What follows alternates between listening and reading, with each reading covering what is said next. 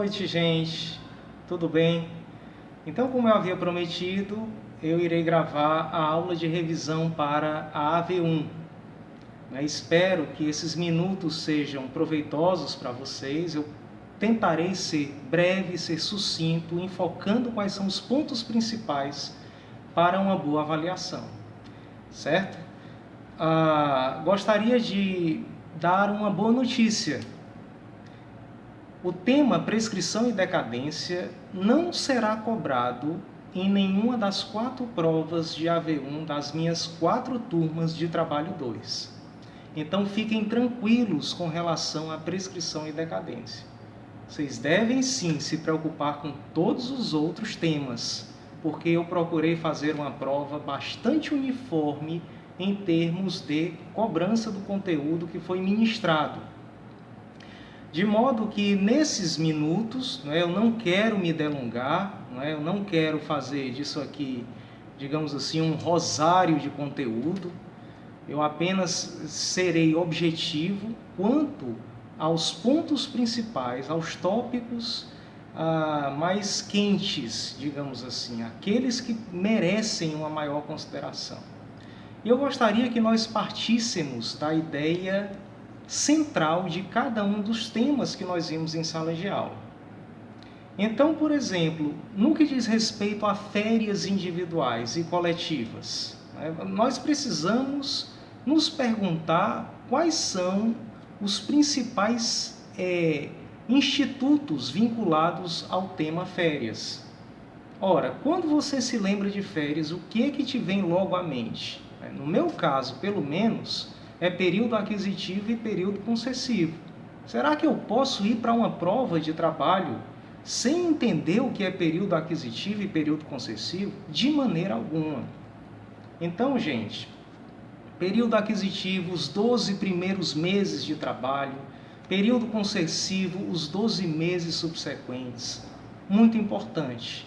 Lógico, essa prova será permeada do começo ao fim com as inovações da reforma trabalhista, Lei 13.467 de 2017. Então, se a sua CLT está desatualizada, se seus livros estão desatualizados, por favor, encontre uma fonte confiável, uma fonte atualizada. Basicamente, a reforma trabalhista ela impactou vários institutos. Férias, por exemplo, é um deles. O artigo 134 da CLT, ele conta com a redação completamente renovada.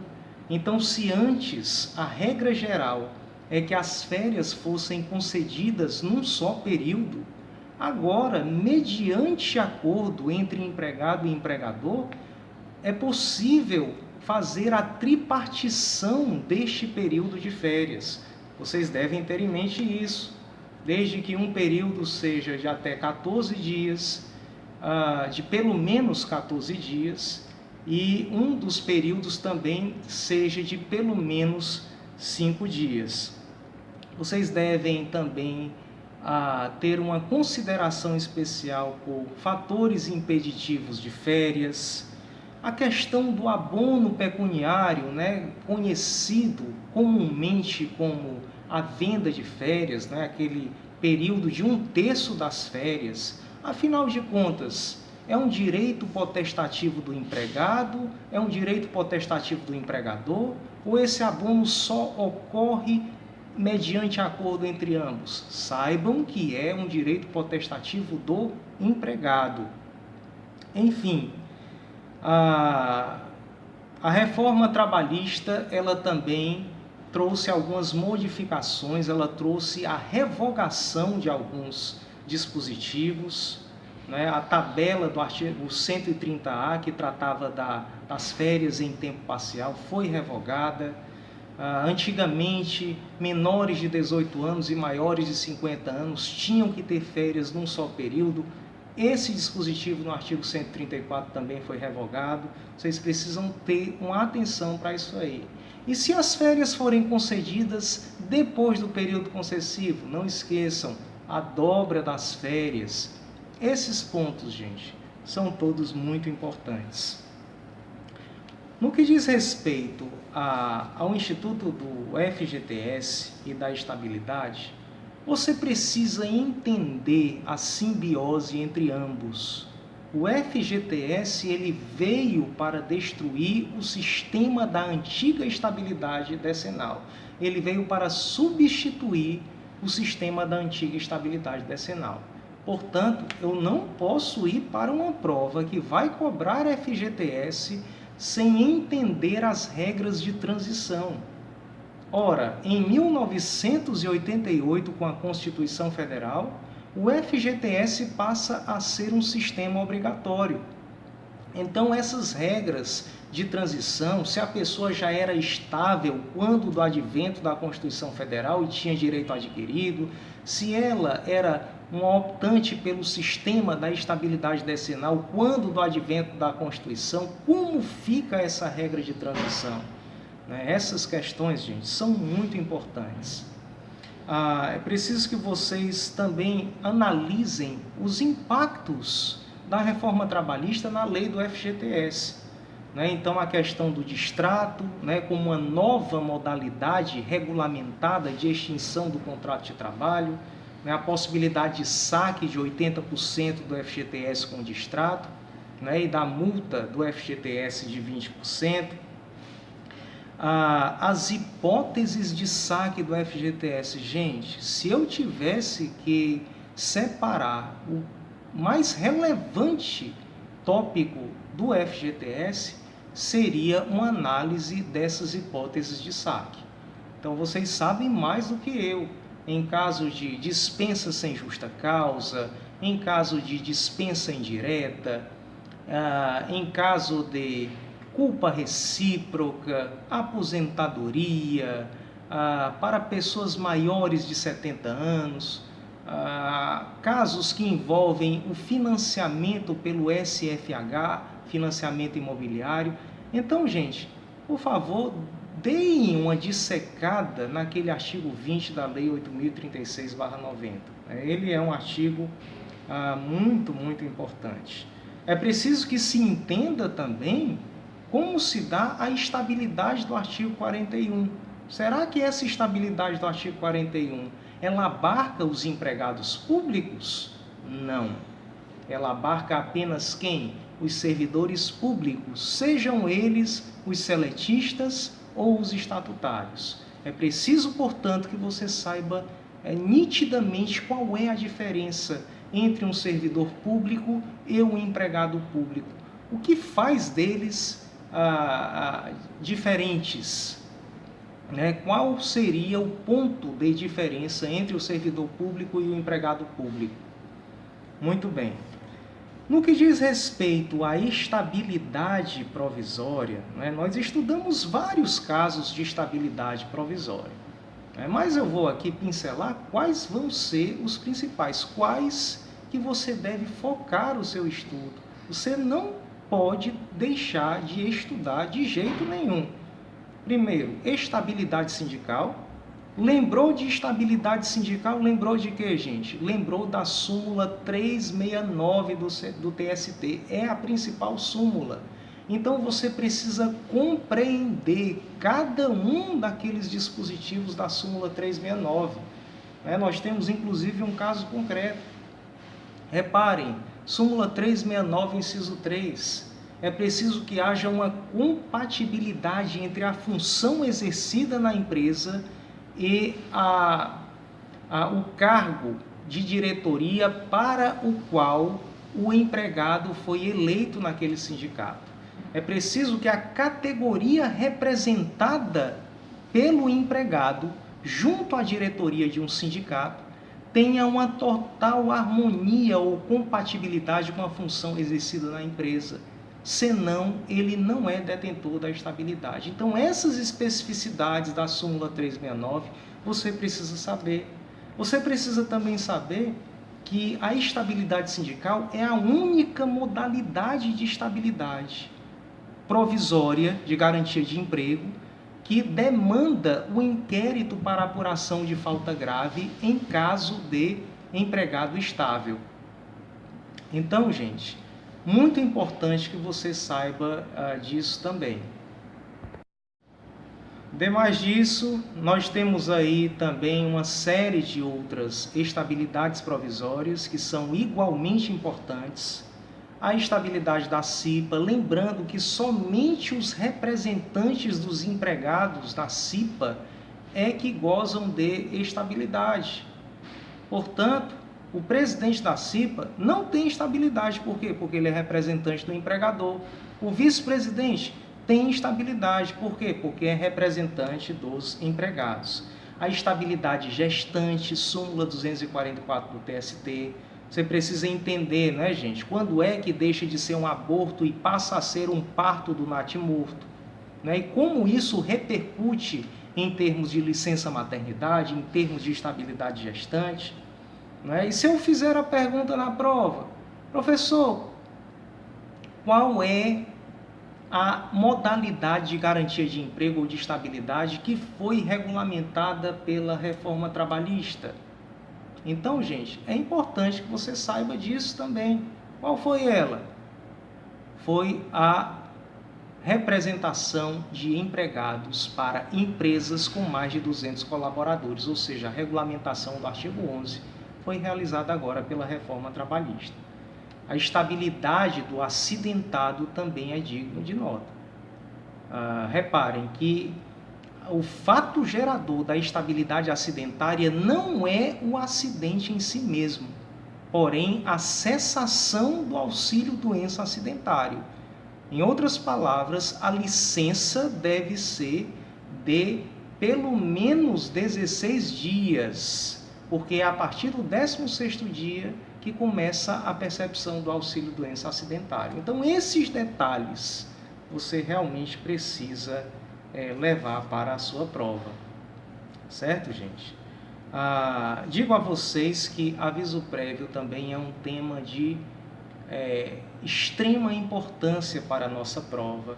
As modalidades do aviso prévio, você em primeiro lugar precisa entender o caráter dual do aviso prévio. O aviso prévio, ele pode se dar na modalidade trabalhada ou na modalidade indenizada. Então você precisa entender também essas modalidades.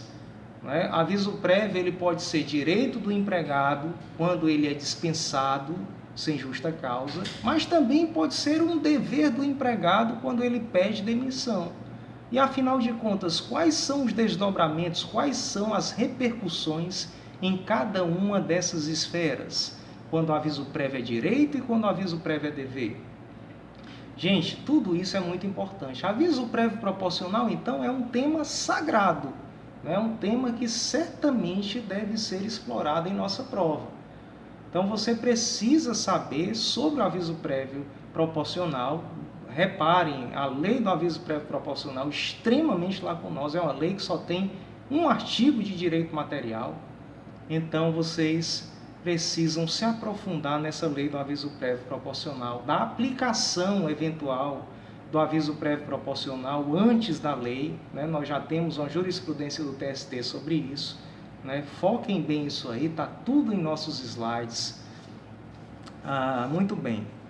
Gente, e sobre a extinção do contrato de trabalho, enfim, vocês precisam entender quais são as regras da extinção do contrato de trabalho, no caso do contrato por prazo determinado e por prazo indeterminado. Qual a diferença de uma extinção normal para uma extinção anormal do contrato de trabalho? Você precisa saber a diferença entre rescisão, resilição e resolução. Eu posso falar na prova, por exemplo, resolução do contrato. Então, o emprego correto dessa terminologia, rescisão, resilição, resolução, é muito importante no curso da nossa disciplina. Você deve entender que quando eu afirmar resilição unilateral do contrato por iniciativa do empregador, isso significa dispensa sem justa causa. Resilição unilateral do contrato de trabalho por iniciativa do empregado, pedido de demissão e assim por diante. Certo, gente? Não esqueçam tópicos como culpa recíproca, dispensa por justa causa, vocês precisam realmente estudar os tipos do artigo 482 da CLT. Né? Quais são os requisitos para a configuração da justa causa? Princípio da singularidade, ausência do perdão tácito ou princípio da imediaticidade. Todas essas questões precisam ser vistas. Você precisa entender qual é o conteúdo de cada uma das alíneas do artigo 482 da CLT. Quando é que eu estou diante de uma improbidade, de uma incontinência de conduta, de um mau procedimento, de uma insubordinação, de uma desídia, indisciplina, todos aqueles, todo aquele conteúdo ou todas as faltas capituladas no artigo 482 precisam ser objeto de análise e investigação por parte de vocês.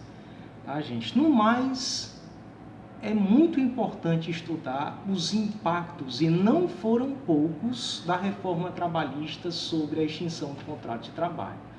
Principalmente o artigo 477 da CLT. Então, hoje, o pagamento das verbas rescisórias ela foi unificado em 10 dias. Se o aviso prévio é indenizado, 10 dias contados da comunicação da dispensa. Se o aviso prévio é trabalhado, 10 dias contados da extinção do contrato de trabalho. É preciso que vocês tenham isso em mente. Não é? A mudança do artigo 477 no que diz respeito à homologação das verbas resilitórias mediante obrigatória assistência sindical, não é mais preciso passar pelo sindicato. Você pode fazer isso na própria empresa, no próprio RH da empresa. Então, essas mudanças elas precisam ser bastante consideradas. Tá? O artigo 507B da CLT, que é a quitação sindical anual, possibilidade de dispensas plurimas ou coletivas sem a interveniência sindical. Então, tudo isso precisa ser objeto de estudo de cada um de vocês. Gente, a prova ela está muito aquém da capacidade de cada um de vocês. Eu confio muito, né? Eu tenho sentido uma vibe muito positiva nas minhas 4 turmas de Direito do Trabalho 2.